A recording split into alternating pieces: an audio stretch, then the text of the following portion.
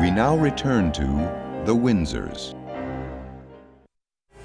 Funding for the Windsors, a royal family, has been provided by the Corporation for Public Broadcasting and by the annual financial support of viewers like you.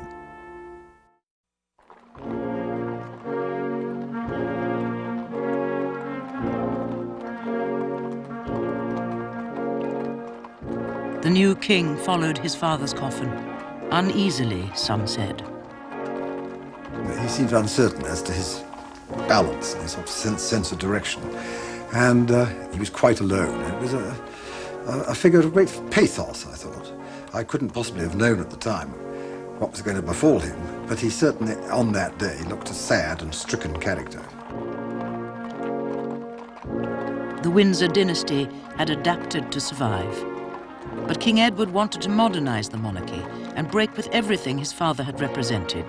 Years later, he admitted to their conflict. My father resisted change, and even to the day he died, he still looked back to the pre-World War I days and used to say those were the good times, the good old times. We were brought up very strictly. My father was a great disciplinarian, and sometimes when my father admonished me for something that I'd done, said, "My dear boy, you must always remember who you are." So I used to think, well, now who am I? I think the people around the king were always looking for what you might call the key to make him into the perfect person that they hoped he'd be. But it was somehow or other, there was something missing, somehow or other, they couldn't find it. One man who'd observed Edward closely was the Prime Minister, Stanley Baldwin. He thought him an abnormal being, half child, half genius, as though 2 or 3 cells in his brain had remained entirely undeveloped while the rest of him was a mature man. And Baldwin disapproved of Edward's restless sex life. There are endless stories illustrating how, at the end of the evening, when he should have been still dancing with the Governor-General's lady, he in fact had vanished with a nubile typist and appeared looking rather sheepish at breakfast next day. But craving stability, he had serious affairs with married women. One of them was Lady Thelma Furness, a glamorous American. The Prince of Wales was very much in love with Thelma Furness, and then I was walking down Park Lane, and I met Thelma, and she said, "Oh, Barbara, I was just going to ring you up to tell you I'm off to America." And so I said, "Oh, what about the little man? Who's going to look after him?" And she always called him the little man. And she said, "Oh, I've told Wallace Simpson to look after him." And so I said, "Oh, I expect to be all right." And she went off. And then the girl who was with me said, "You know, Wallace Simpson's not very, very pretty, but she's got a great charm. I wouldn't be very happy to leave my man in charm." And I said, "Oh, I'm still silly. Of course she's all right." But Wallace Simpson wasn't all right. She stole the prince, body and soul. Wallace Simpson was born Wallace Warfield, the daughter of an old Baltimore family fallen on hard times. At 21, she married a naval officer, Win Spencer, but Spencer became a drunken bully. She divorced and married a social climbing businessman, Ernest Simpson. At first, he was flattered by the prince's infatuation with his wife. But when Edward became king, 3 years into the affair, Simpson suspected that he would lose his wife. She was a determined woman. A clever, witty, quick, tough woman. But she had charm and knew how to use it. And of course, she certainly charmed the Prince of Wales and charmed many others.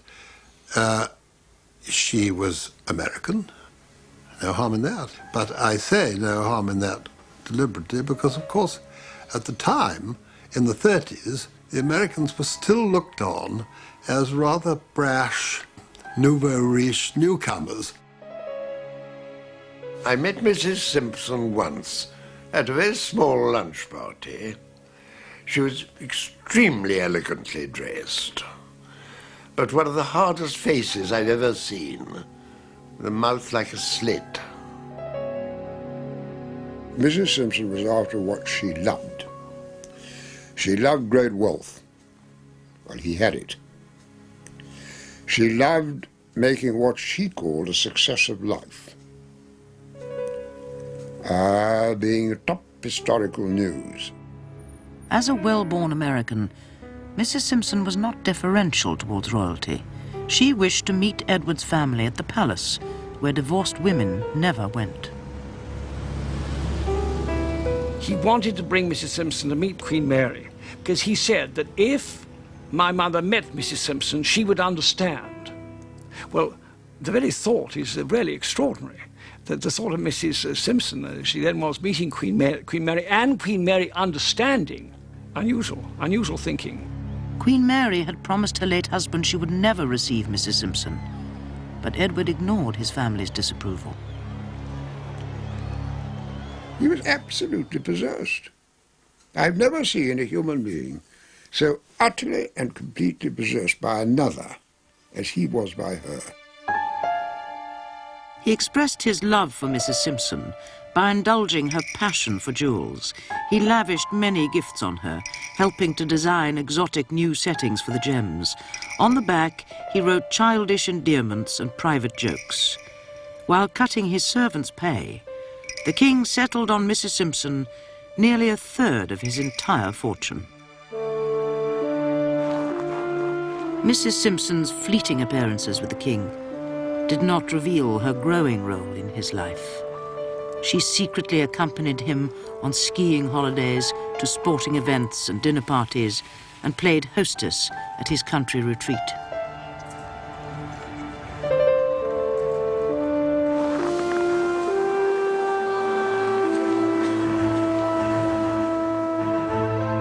Edward was bored by the rituals of kingship, like the presentation of debutantes at court.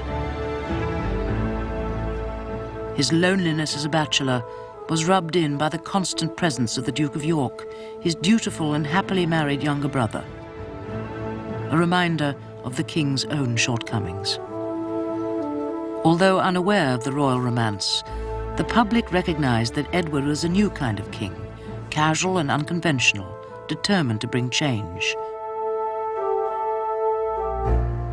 He preferred his left profile to his right, and insisted that this must appear on postage stamps, flouting the tradition that he should face the opposite way to his father.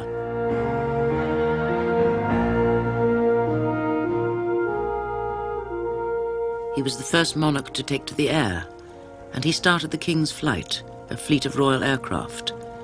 Besides taking him everywhere, they smuggled in designer dresses from Paris for Wallace Simpson, and lobsters and champagne. The king's behavior shocked the courtiers, his palace aides.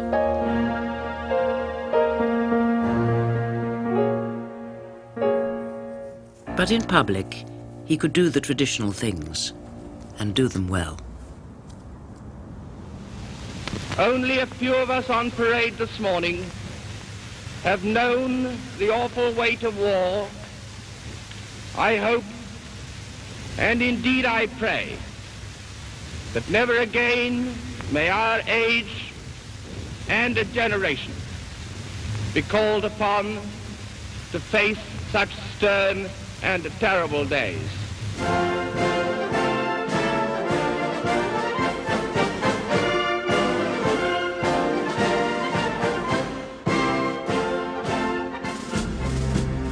As the king rode back from Hyde Park to the palace, a madman suddenly burst out of the crowd and hurled what looked like a bomb at the king. For a moment, he really believed he was going to be killed, and did behave with extreme dignity, calm. He rode quite gently on, paying no real attention, no panic at all. It was very creditable.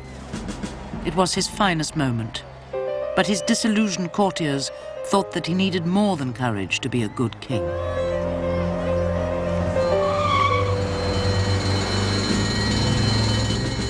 The courtiers, particularly his private secretary, had lost all confidence in him. If the king had perished in glory on that ride, I think that among the courtiers there would have been a certain amount of carefully concealed relief and a certain amount of feeling it, for thank goodness, we're going to be in safer hands from now on.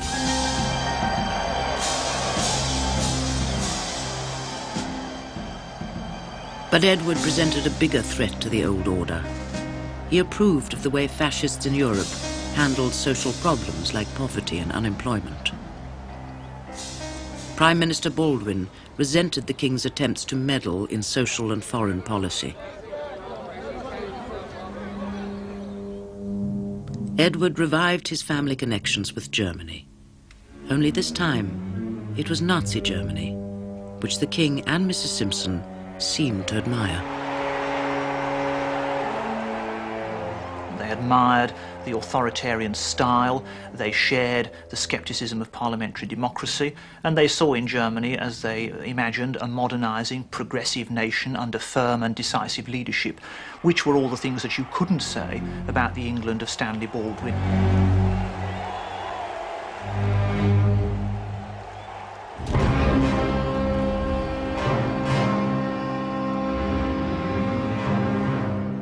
He did believe that Britain and Germany should try and resume their friendship, but didn't realize quite how dangerous Hitler was and how unwise it was to have anything to do with him.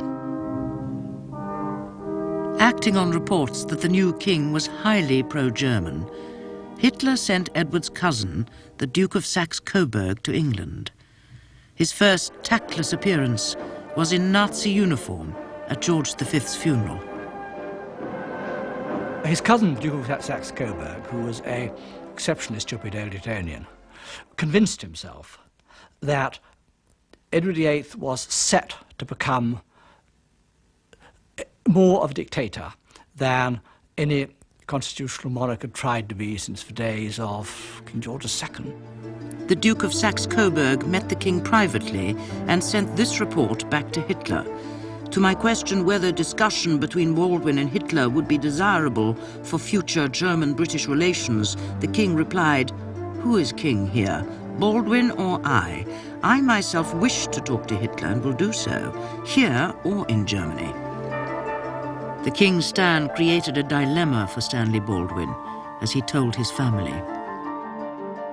What made Baldwin worried about Edward's affiliations with Germany? It was that fear of not being to know exactly what Edward was going to do next that was a factor in his mind. But of course all this couldn't be said. It had to be done behind the scenes. Good government flourishes in the dark. He kept all these fears about Edward to himself.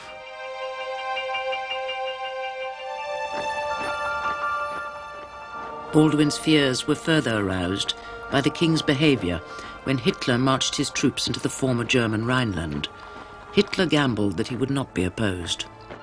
According to secret German documents at that time, the king actually sent a message to his government that there was to be no question of contemplating any war or any threat of war over the Rhineland, which again is a major piece of interference in foreign policy and really not the act of a constitutional monarch. Hitler sent a favoured new ambassador to London, Joachim von Ribbentrop. His mission? To keep Britain neutral. He would infiltrate the social circle in which the King and Wallis Simpson moved. Ministers like Walter Runciman became convinced that Mrs. Simpson was a security risk. My father was then in the cabinet, and the government was very much worried on the security risk because Mrs. Simpson was so well in with the German embassy. And I remember my father telling me that one day there'd been a cabinet meeting in the morning, and in the evening he had to go to a reception where, rather to his annoyance because he disliked him, Ribbentrop came up and started discussing with him what the cabinet had been talking about that morning. Baldwin having reported it to the king, who reported it to Mrs. Simpson, who had been round to the German embassy. He was thoroughly careless in his attitude to documents and left them around, and there was even a suspicion that unauthorized people might be seeing them. So that was something which caused genuine anxiety. The king was equally reckless in his private life. He appeared at the races with Mrs. Simpson, still a married woman.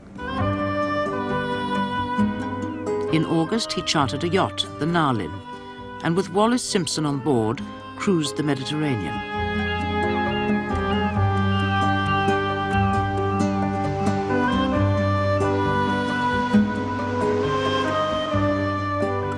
Never had a British monarch been seen looking so casual and so frivolous as he sauntered through Greek and Turkish ports. He always believed it was possible to go kinging, as he described it, and then to switch off and go home and nobody pay any attention to what he did, and he could conduct his private life exactly as he wanted. And this was an illusion which remained with him. Tommy Lascelles, once again private secretary, joined in the fun despite his disapproval. He gave diarist Harold Nicholson an insider's glimpse of the cruise. Tommy, in fact, doesn't speak too badly of Mrs. Simpson. He rather liked her. He said that they were like two children together. When the yachting trip was over, the king said, "Now, Tommy, back to striped trousers and coats again, back to school." He thinks he really loathed being king and was determined to get out of it as soon as he could. On his return, the king conducted some official business in Scotland with his brother Bertie, the Duke of York.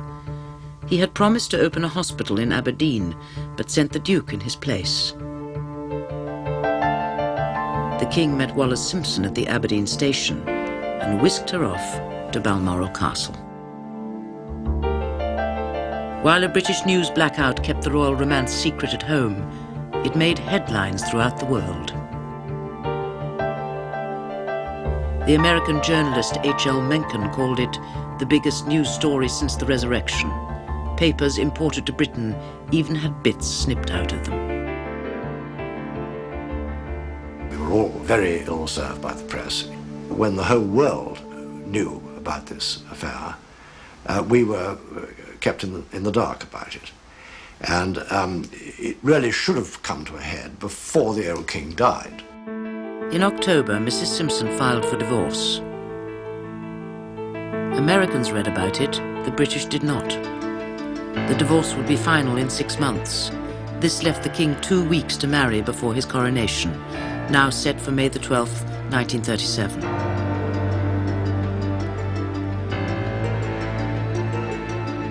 For Prime Minister Stanley Baldwin, the king's affair was now more than a scandal, it was a constitutional crisis. The king, as head of the Church of England, could not marry a divorcee. Baldwin drove to warn the king that the survival of the monarchy was at stake. The king said that he would marry Mrs. Simpson come what may, and if this were really unacceptable, he would abdicate.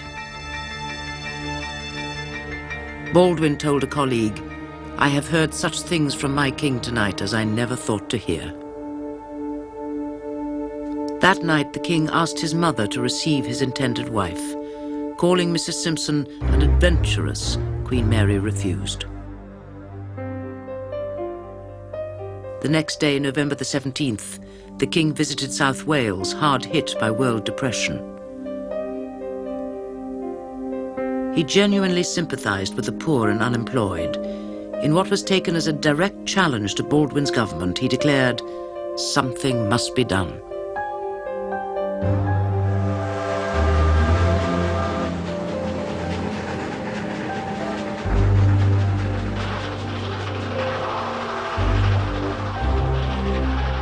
The Prime Minister would have been more unnerved by what the king planned to tell his youngest brother that night. That he would make Mrs. Simpson Queen, Empress of India, the whole bag of tricks. The king soon sensed a more realistic option, marry Mrs. Simpson, but not make her queen. He asked Stanley Baldwin to sound out the cabinet and the Dominion governments like Canada and Australia. Then an obscure bishop named Blunt suggested the king could use God's grace.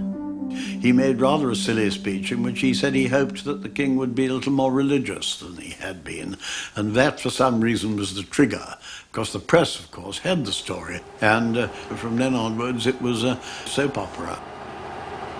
Liberated at last, the press told the British public about the abdication crisis for the first time. Wallis Simpson became the woman who'd stolen their beloved king. Hate mail poured in. There were threats to throw acid in her face, even to assassinate her. The king's aide, Dudley Forward, opened the letters himself. England loathed her. Britain loathed her. I'm always surprised that she was never murdered. They loathed her. And there are still people that loathe her too. At her house in Cumberland Terrace, bricks were hurled through the windows. Mrs. Simpson fled to the south of France, where she sought refuge with old friends. From here, she issued a statement offering to give up the king. In a confidential letter, she had already told her aunt that she might have to do this. "I should cease to be as powerful or have all I have today," she wrote, "but I should be comfortably off and have had a most interesting experience." She was prepared, in fact, would willingly have disappeared. But indeed, on one occasion, His Royal Highness did say to me, "Do you know, Wallis said that she'd go away and I'd never find her again." And I looked at her and said, "Wallis, if you think the King of England can't find a woman, there's something wrong with you, and I'll find you wherever you are." Back in London, the cabinet was told by the Dominion governments that they would not accept Mrs. Simpson either as Queen or even as Edward's wife without the title of Queen. Baldwin had the king in checkmate. Waiting to be told his fate was the next in line to the throne, the Duke of York.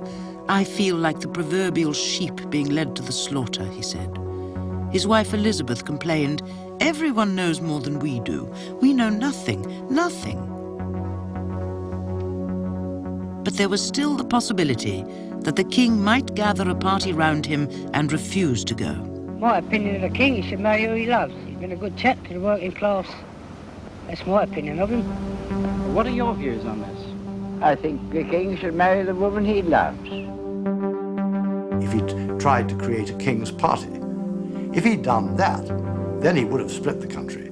And then there would indeed have been the most terrible crisis, and the monarchy, and in some ways the country would have been profoundly shaken. But that didn't happen. He went like a lamb. It was very dark, gloomy, late autumn or winter day, and I well remember hearing him. We thought the world was coming to an end, roughly speaking. None of us wanted an abdication. On Friday, December the 11th, 1936, the king broadcast his decision to the nation. You all know the reasons which have impelled me to renounce the throne. Believe me when I tell you that I have found it impossible to carry the heavy burden of responsibility and to discharge my duties as king as I would wish to do without the help and support of the woman I love.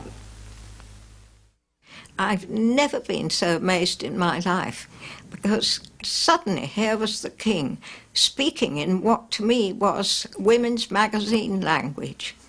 I mean, that phrase, the woman I love, it just wasn't the way that a king spoke.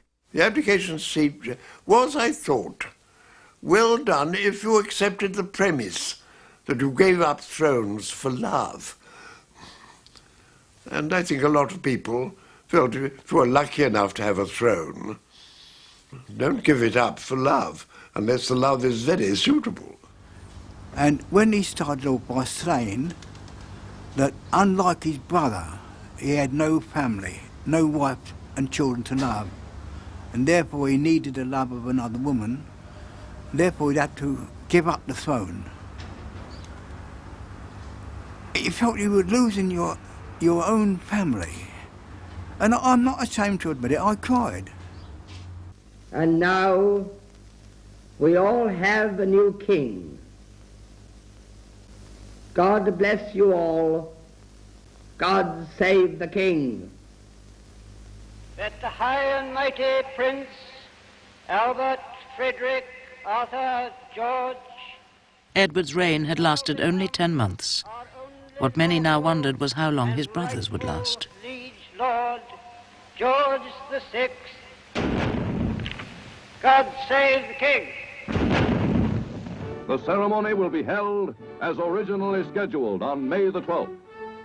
Changing over from King Edward to King George, manufacturers go about their interrupted business, philosophically proceed to liquidate. While preparations went on to crown King George VI king, those closest to him worried whether he could do the job. So did the king himself. My first word must be one of praise for the enterprise, enthusiasm, and hard work which have made it possible. He actually felt that he wasn't up to it. How could somebody so shy, who stammered so badly, who'd always been in his brother's shadow, how could he suddenly take over the throne in such terrible circumstances? When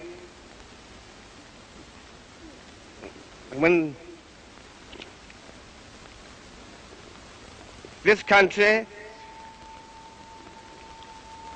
was still under the cloud of a long industrial depression.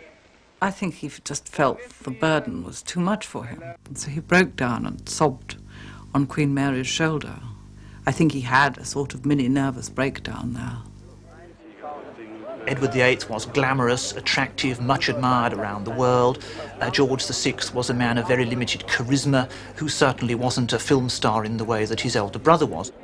So one of the problems once George VI and Queen Elizabeth had taken over was how to project them as a glamorous, publicly appealing couple. And the main way in which this was done was to stress the glamour and public appeal, not of the king, but of the Queen. She was, and is, the most marvellous, sparky personality. He could never have done it without her. And she carried him along. And she had all the charismatic qualities that he so conspicuously lacked. But she was is also, extremely tough character. Very tough, even ruthless character.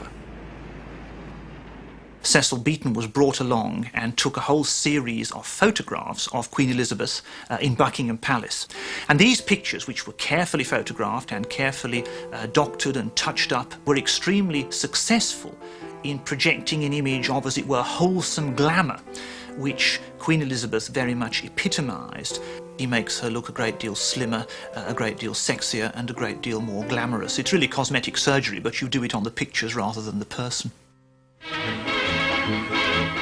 On the eve of coronation, it's a London transformed by decoration that meets the gaze of visitor and resident in every street. Along the Mall. Despite the Queen's best efforts to give George VI confidence, he would have to take the coronation oath alone. As the coronation drew near, certainly there were a lot of rumours about the state of the King's health, that he wouldn't be able to carry it through. But it got so bad that there were, bets on the stock exchange, rumours in the newspapers. And book me 200 more coronation risk at the same price. Defying the odds, the King bravely faced the ordeal of his coronation.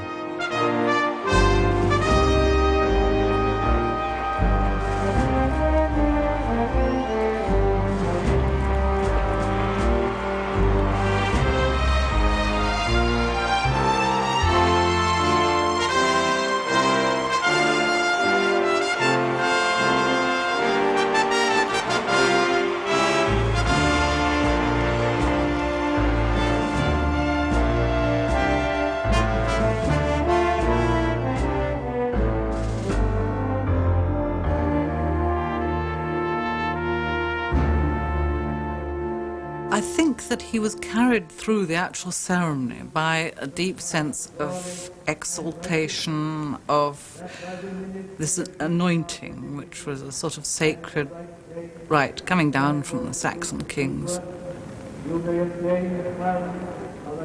In France, with her future husband, Mrs. Simpson listened to the coronation on the radio and later admitted all the while the mental image of what might have been and should have been kept forming, disintegrating and reforming in my mind.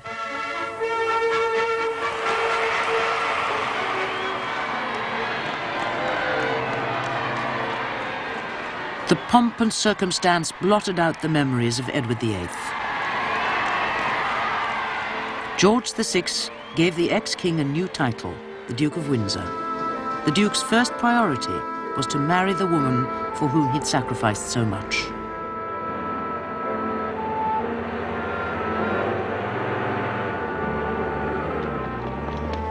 The world's press flocked to the borrowed Château de Condé in the Loire, where the wedding took place. Sorely tried by many phone calls from his brother, the new king refused to answer any more, taking their cue from Queen Mary, who was implacably hostile to Mrs. Simpson. Edward's brothers did not come to the wedding. Edward's old friend, Major Fruity Metcalfe, was best man. His wife, Lady Alexandra, took many of the photos at the wedding. There weren't very many friends at the wedding. May I read you my description of the wedding, because I think I wrote down there and then what I could better now. It was hard not to cry, and in fact I did. It could be nothing but pitiable and tragic to see a King of England of only 6 months ago, an idolized king, married under those circumstances. And yet, pathetic as it was, his manner was so simple and dignified, and he was so sure of himself in his happiness that it gave something to the sad little service which is hard to describe. I think she was horrified. Can you imagine having to make somebody happy who has given up the world for you? What a responsibility. An early blow to their happiness was struck by King George VI, who denied his brother's wife the title Her Royal Highness, which should have been hers by right. After the wedding, Dudley Forward knew that he had to convey the news to the unsuspecting Duke. And that literally broke his heart. It was very a painful moment. And I had to say, I'm afraid, sir, she is not going to have the privilege of being Royal Highness. And perhaps I shouldn't say it, it's too intimate. His Royal Highness burst into tears on my shoulder and said to me, Dudley, you always will consider her our Royal Highness, won't you? And I said, sir, she will always be treated by me as if she was a Royal Highness. He never forgave the family, and he never got over it. It remained a permanent sore. It affected almost everything that he did, you know. The Duke and Duchess met novelist Barbara Cartland on their honeymoon in Paris, dining at Maxime's. And I was watching them because I was sitting like this and they were they're just there and I could see. And he was saying, I want some butter. Waiter, I want some butter. Nobody brought him any butter. And I thought, isn't it awful when you give it up, when you give up the crown, when you give up the importance? That's the trouble. The waiter doesn't even pay any attention to you. It's really rather sad.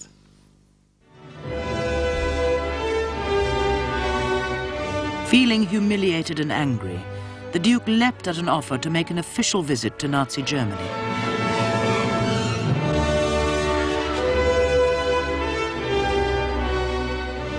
He spoke an excellent German without any accent, and he tried to do everything to be nice to us. For instance, he was clicking the heels what was a little bit ridiculous, so nobody even dared to tell him. Hitler was honored to have a former British king coming to the Obersalzberg.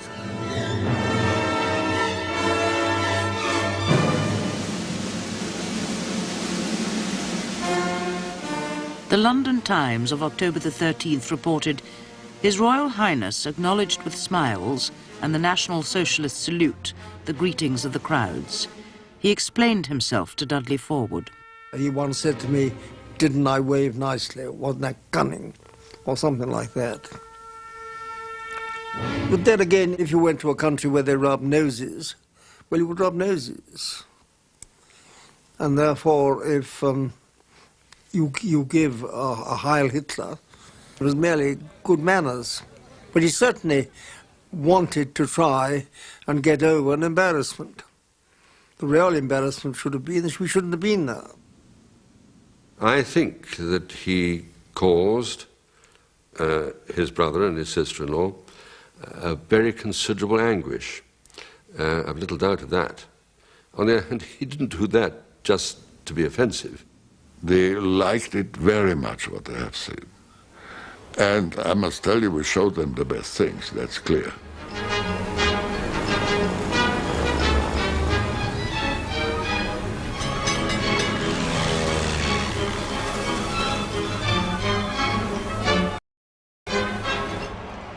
The Duke wasn't alone in wanting to see the best in Nazi Germany. A year later, Prime Minister Neville Chamberlain went to Germany to try and appease Hitler. His efforts postponed war. On his return from Munich, with the piece of paper, which he thought promised peace, Chamberlain was congratulated and feted by the King and Queen, who were as committed to the popular policy of appeasement as the Duke of Windsor. George VI, I think, made the biggest constitutional blunder that's been made by any sovereign this century. By appearing on, as he did, on the balcony of Buckingham Palace with Neville Chamberlain, was identifying himself with one party position on one of the most controversial issues of the day. No one could ask a better day for the start of the royal tour. The policy of appeasing Hitler failed. In March 1939, German troops moved into Czechoslovakia. In May, the King and Queen left London for America. Enthusiastic crowds broke through the police cordon. The King and Queen had accepted an invitation from Franklin Roosevelt, who wanted to strengthen links with Europe's democracies in the hope of deterring Hitler. And perhaps never before has a newsreel camera captured such charming informal close-ups of almost every member of our royal family. This was quite a brave thing for the King and Queen to do because the United States were, after all, Windsor territory in some ways. Wallace was an American. There was a lot of sympathy for the Windsors over there. There was a party called the Friends of the Duke of Windsor, and there was a great deal of feeling that the Duke of Windsor had been jockeyed off his throne and this kind of thing. Again, then there was personal prejudice against the king, thinking that he was virtually an idiot. The Queen was a dowdy old creature. And so they set off with considerable trepidation.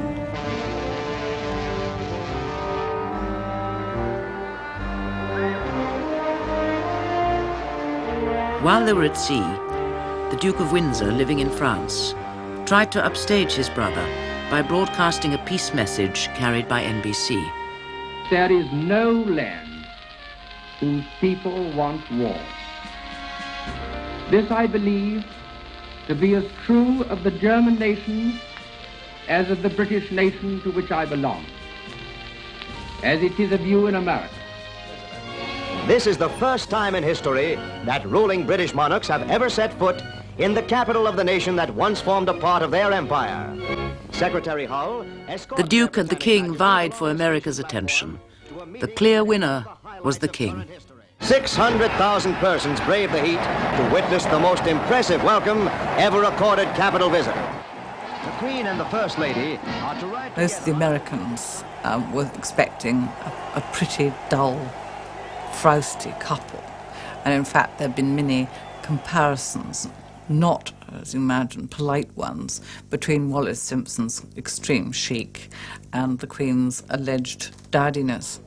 And I think they were all taken by surprise by how pretty she looked.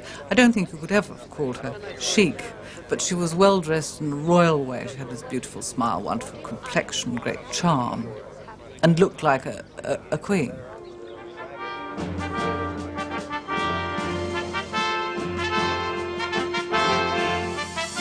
Roosevelt and the King established a personal relationship, a rather father-son relationship, and they discussed topics which would be of great interest should a world war break out.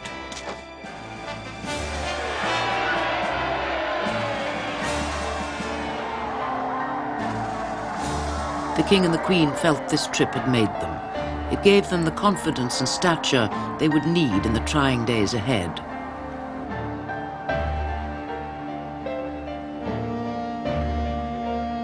Shortly after their return, Britain declared war on Germany.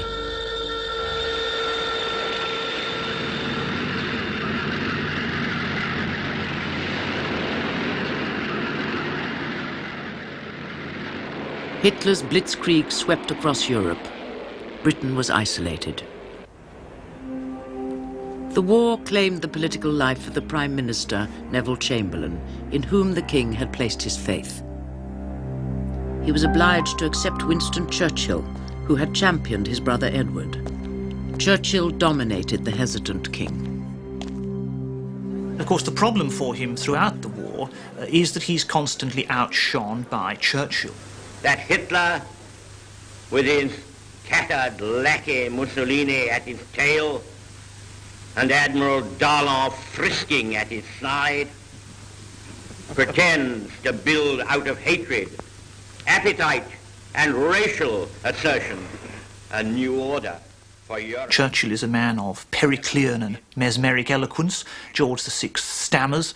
Churchill is the warlord, the man who decides grand strategy. George VI wears uniforms but doesn't actually do anything. And he's not able to project himself as the kind of warrior king, which is what historically monarchs had always been. Once again, it was the Queen instead who was projected as a national figure and as her husband's guiding light.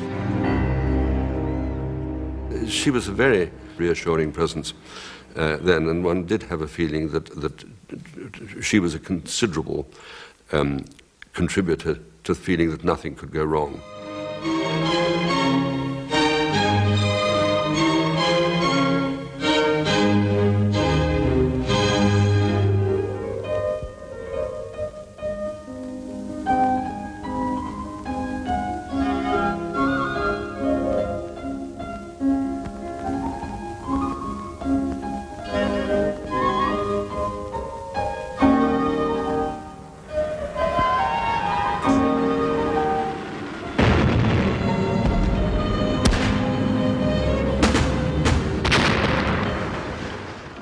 In November 1940, as the King and Queen sat near a window in Buckingham Palace, it was hit by 6 bombs. It was bombed by a Dornier, which came straight down the Mall. One hit the chapel and more or less demolished it, and another one, I believe, fell inside the courtyard. And of course all the splinters went up, and this could have killed them both. The King suspected the attack was part of a German plot to kill him and return his brother to the throne. The Queen took a more positive view. Now we can look the East End in the face, she said. Unlike many of the wealthy, the royal family stayed in London to face the Blitz during the day. Some felt they should send their daughters to Canada. The children won't leave London without me, said the Queen. I won't leave London without the King, and the King will never go. It was a remark a whole generation never forgot. When King George VI and Queen Elizabeth came down to the East End to walk round, I think that really began the breakdown of the aloofness and the mystery of the unknown that we'd always imagined the royal family to be in. They were with us, and that was the difference. I mean, to see the present Queen as a young girl in an ATS uniform and a pair of dirty old dungarees underneath a car, getting it clean and straight, had to be seen to be believed. but it became that she was one of us. Eleanor Roosevelt got the same sense of the royal family sharing the national austerity when she came to visit. To welcome the President's wife on her visit to Britain, the King and Queen went in person to meet her train at Paddington. Her bathtub at Buckingham Palace was limited to 5 inches of water. Her room was cold and draughty, but her dinner was served on gold plate.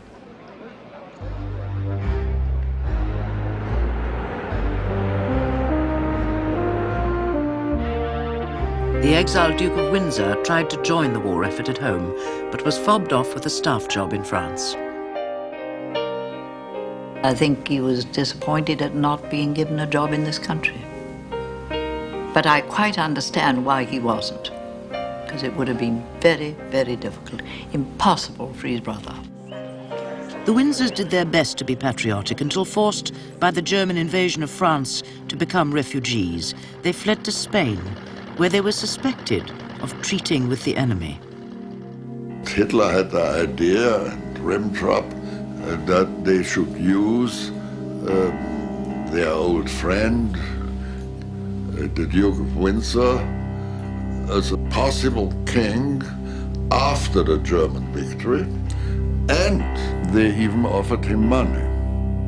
The idea was to be very generous to him if he shows publicly his sympathy for the German side. The Nazis also plotted to kidnap the Windsors, but the Duke and Duchess were put out of harm's way. They were sent to the tiny colony of the Bahamas, where the Duke became governor.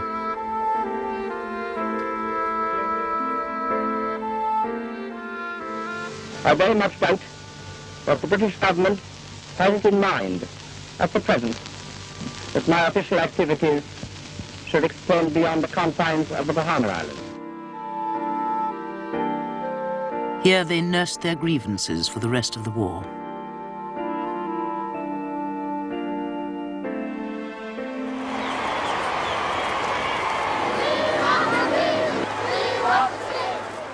Back in London, the Duke's rival brother presided over the triumphant day of victory in Europe.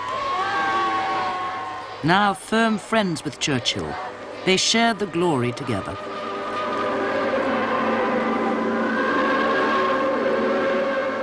The whole of London was full of joy. I remember a song at the time, I'm going to get lit up when the lights go up in London. And this was rather the feeling.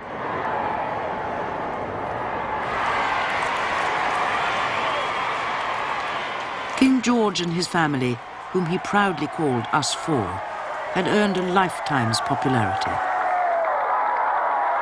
The hope for post-war change brought in a Labour government under Clement Attlee. The king reluctantly accepted the new regime. Today, Great Britain is painfully aware of how great was the cost of the victory she won, how desperate were the wounds she sustained. War had drastically reduced the empire's wealth. And even the brave show of the victory parade could not hide its weakness.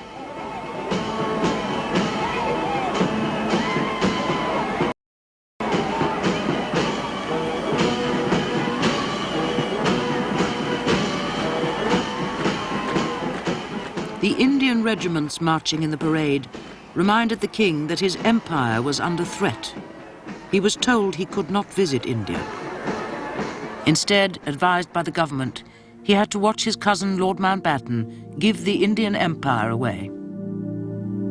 "Everything's going," said the king, "and soon I shall have to go too." George VI mourned the loss of empire privately. Plagued by lifelong illness, he often boiled over. He would suddenly get extremely annoyed about some quite trivial thing, and sort of there would be a violent explosion, and it would be absolutely terrifying. Although he could not go to India, in 1947 the king and his family did go to South Africa, then in the Commonwealth. As they drove through tumultuous crowds, the king became increasingly nervous. Peter Townsend was in the car with him. I was up in front next to the chauffeur. I must have heard a shout or something behind. I noticed, I think, two black hands gripping the hood. The hood was down, gripping the hood like that. And the Queen, with her parasol, was bashing these two black hands. And finally, a member of the policeman just in front caught hold of this man and knocked him out, I suppose. And the reason why he made this extraordinary dash, he explained later, was that he wanted to give Princess Elizabeth 10 shillings for her birthday. Princess Elizabeth received more presents when she returned to England to marry the man she loved. He was Lord Mountbatten's nephew. After war service in the Royal Navy, Prince Philip of Greece had taken the Mountbatten name with British nationality. The wedding was a rare distraction from the austerity of 1947. Among the wedding presents were the collected clothing coupons of the cabinet. Other brides protested that there were no extra coupons for them. What few noticed were the absentees. For the people who had come from afar, the wedding was a family wedding for the entire British people. Outside the palace, 100,000 people surged forward in a solid mass. They wanted Elizabeth. They wanted Philip. The family guest list displayed the dynasty's instinct for self-preservation. Part of the king's survival policy from the monarchy after the war was a cutting off of those German relations. None of them were asked to the wedding of Princess Elizabeth and Prince Philip, although Prince Philip's sisters were married German aristocrats. Another absentee was the Duke of Windsor. He now realized he was condemned to a life sentence in luxurious exile with his wife, cut off from the family. There he was leading this utterly trivial life of sort of playing golf and going to the theatre and going on holiday. But what did it mean, going on holiday? I mean, life was one big holiday. And, you know, one just thought how tragic to think that this man was the King of England and this is what life has become. Despite his sadness, the Duke retained his health, but the pressure had virtually destroyed his younger brother. Soon he had to have a series of operations. I'm glad to say that he continues to make most excellent progress. The king had his lung removed, but was not told he had cancer. The media downplayed the gravity of his illness.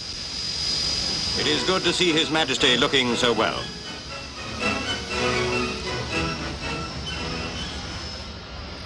On January the 31st, 1952, King George saw Princess Elizabeth off on a Commonwealth tour. It was to be their last farewell.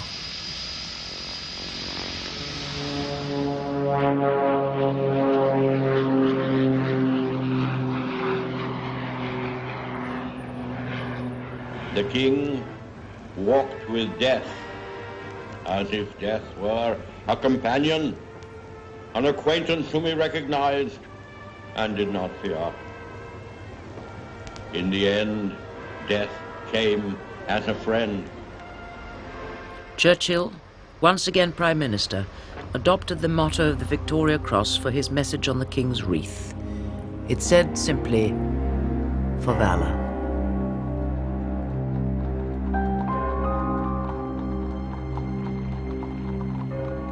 Although he attended his brother's funeral, the Duke of Windsor was not invited to the funeral lunch.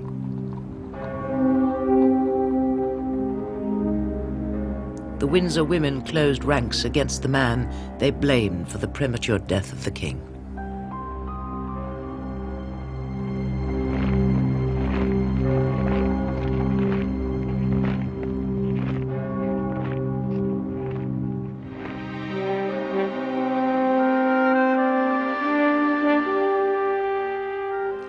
The royal matriarchy was center stage. The burden of the crown now fell upon the 25-year-old Elizabeth II.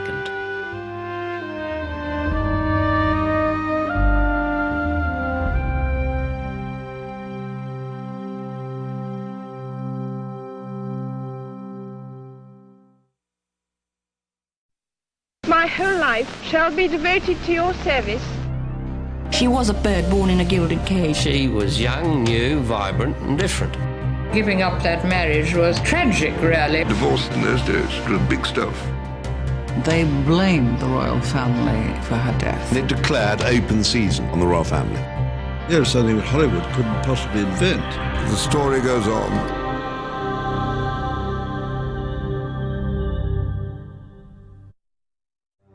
You can purchase the Windsors on video for $29.95 plus shipping and handling. To order this 4-hour series, call WGBH Boston Video at 1-800-255-9424.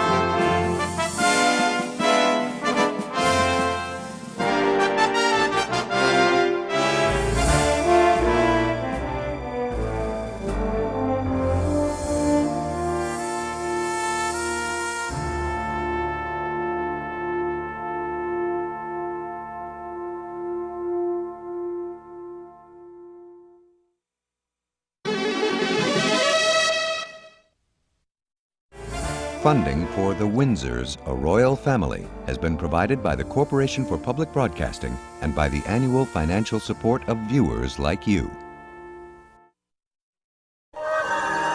This is PBS.